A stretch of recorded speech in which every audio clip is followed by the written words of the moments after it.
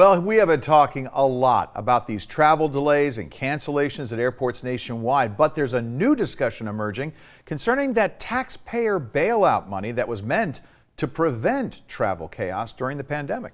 Joe St. George is taking a look at why it might get even worse this summer and what the government is doing so your next flight does take off.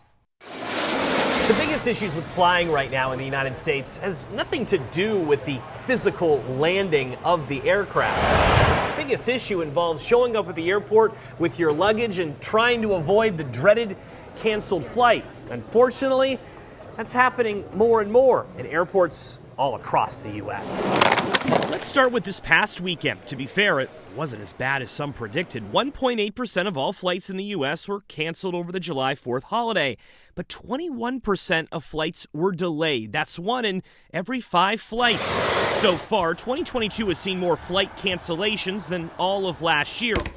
According to the travel blog The Points Guy, American and Delta lead the way in cancellations within the last month or so. All of these travel delays and cancellations got us wondering what happened to all that money taxpayers gave the airlines during the height of the pandemic. In total, taxpayers gave around $54 billion to airlines during the pandemic so they could prevent massive layoffs when no one was traveling. You remember those days, don't you? I do. That's one of my favorite selfies. But back to the money. According to industry experts, that money is mostly gone, and the problem goes well beyond cash. United CEO Scott Kirby said in an April earnings call, there simply aren't enough pilots, at least not for the next 5+ years. One reason many airlines offered buyouts to their staff, as well as early retirement incentives during the pandemic that many took advantage of. Filling those jobs has not been easy. All of this suggests frequent delays will be part of the travel experience for the foreseeable future, especially since some airlines are beginning to blame air traffic control staffing issues for more delays. But the federal government is trying to address this. The Department of Transportation is reminding passengers they have the right to refunds, not just points when a flight is canceled.